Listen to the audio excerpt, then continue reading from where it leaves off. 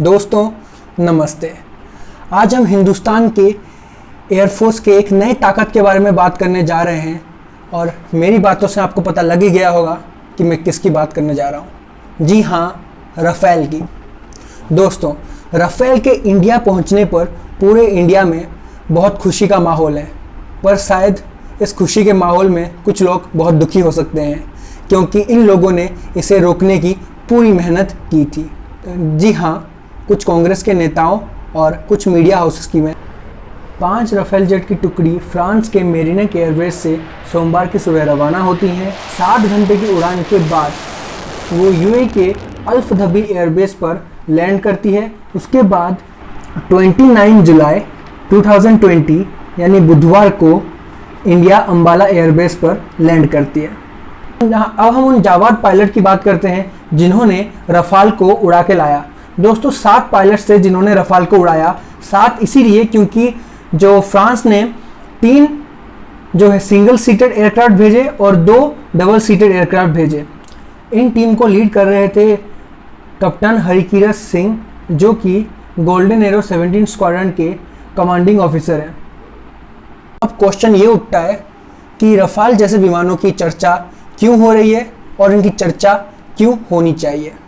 क्योंकि दोस्तों, रफाल जैसे विमानों की हमारे देश को पिछले 20 सालों से ज़रूरत थी। अब इसके आ जाने से इंडियन एयरफोर्स की ताकत दुगनी हो चुकी है।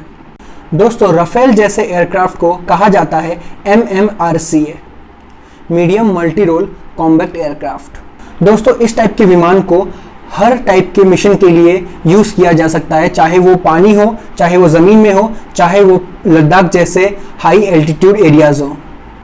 दोस्तों, राफेल की कहानी शुरू होती है 28 अगस्त 2007 से, जब हमारी डिफेंस मिनिस्ट्री ने एक प्रपोजल एक्सेप्ट किया फॉर MMRCA फाइटर जेट्स के लिए। इस ज़रूरत को मद्देनज़र रखते हुए डिफेंस मिनिस्ट्री ने ढूंढने की शुरुआत की थी। उनमें से विश्व के 6 बेहतरीन विमान को शॉर्टलिस्ट किया गया था, जिसमें अमेरिका की F-16 और F-18, स्वीडन का ग्रिपेन, रशिया का MiG-35, फ्रांस का राफेल और यूरोफाइटर का टाइफून।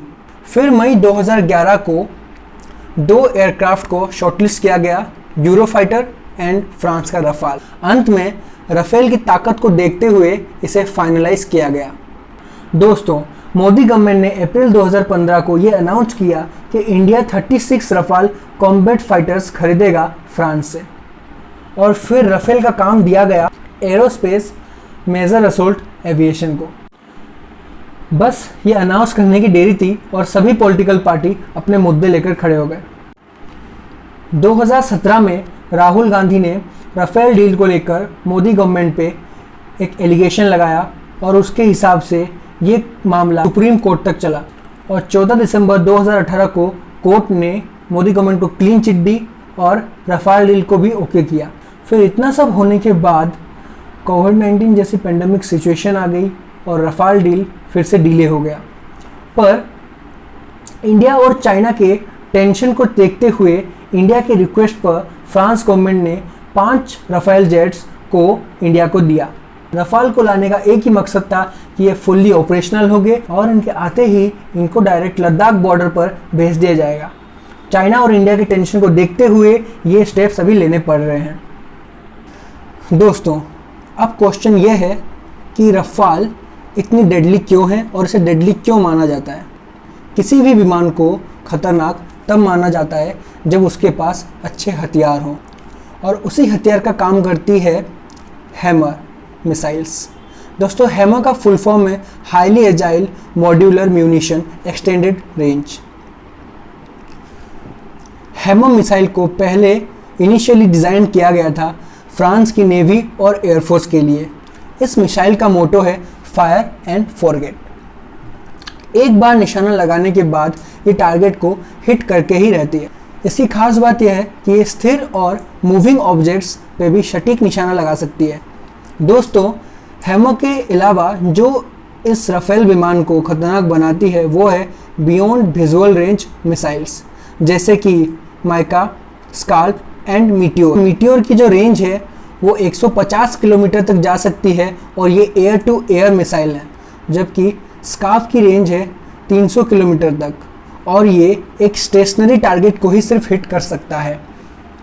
जैसे कि हैमर और उसका कंपेयर किया जाए तो ये बहुत डिफरेंट है, क्योंकि हैमर में सिर्फ 40 किलोमीटर तक ही रेंज है, पर वो एक मूवेबल टारगेट को भी हिट कर सकता है, बट स्कार्फ एक मूवेबल टारगेट को हिट नहीं कर सकता। फिर आता है माइका। माइका को यूज़ किया जाता है both visual range and beyond visual range air to air strike के लिए। Hammer, Meteor, Scalp and Mica. दोस्तों, इनके अलावा इस एयरक्राफ्ट में 6 लेज़र गाइडेड बॉम्ब भी फिट हैं। ये कितने खतरनाक हैं, आप इनके प्राइस को देखकर आप अंदाज़ा लगा सकते हैं। एक एक बॉम्ब की कीमत यहाँ पे 3 करोड़ रुपए की है। राफेल की एक और ख़ास बात यह है कि इसमें इंटीग्रेटेड सेल्फ प्रोटेक्शन सिस्टम लगा है, जिसे स्पेक्ट्रा कहा जाता है। कि खास बात यह है कि ये दुश्मन के मिसाइल को दूर से ही ट्रैक करके उसे मिसगाइड भी कर सकता है। आइए देखते हैं इसके कुछ इंटरेस्टिंग फैक्ट्स। दोस्तों, इसका जो विंग स्पैन है वो 10.9 मीटर है, और जो लेंथ है वो 15.3 मीटर है, और जो हाइट है वो 5.3 मीटर है, जैसा कि आप इस पिक्चर में देख सकते हैं। और ये दुनिया का एक ऐसा लौता एयरक्राफ्ट है जो कि अपनी वजन से 1.5 गुना ज़्यादा वजन उठा सकता है। राफेल में एक ऐसा कैमरा भी लगा है जिससे वो हज़ारों फीट की ऊंचाई से ग्राउंड पर पड़ी किसी क्रिकेट की बॉल को देख भी सकता है और उसकी साफ तस्वीर भी ले सकता है। राफेल एक बार में 3700 किलोमीटर तक उड़ान भर सकता है, वो भी 2130 किलोमीटर प्रति घंटा के हिसाब से, और इसकी फ्यूल कैपेसिटी है 1.47 टन। दोस्तों, अगर हम चाइना के J-20 और पाकिस्तान के F-16 की बात करें तो इनका जो रेट ऑफ क्लाइंब है, रेट ऑफ क्लाइंब क्या होता है दोस्तों? रेट ऑफ क्लाइंब जब कोई विमान टेक ऑफ करता है, कितनी स्पीड से वो टेक ऑफ करता है, उसको कहते हैं रेट ऑफ क्लाइंब। दोस्तों, जो चाइना और पाकिस्तान के जो एयरक्राफ्ट हैं उनके जो रेट ऑफ क्लाइंब है दोस्तों वो है 56,000 फीट पर मिनट के। फिर वहीं राफेल की रेट ऑफ क्लाइंब है 60,000 फीट प्रति मिनट। दोस्तों, अंत में ये बोलना चाहता हूँ कि राफेल को रोका तो बहुत गया इंडिया आने से, लेकिन फिर भी राफेल अंत में इंडिया आया और हमारे एयरफोर्स की ताकत को दुगनी की।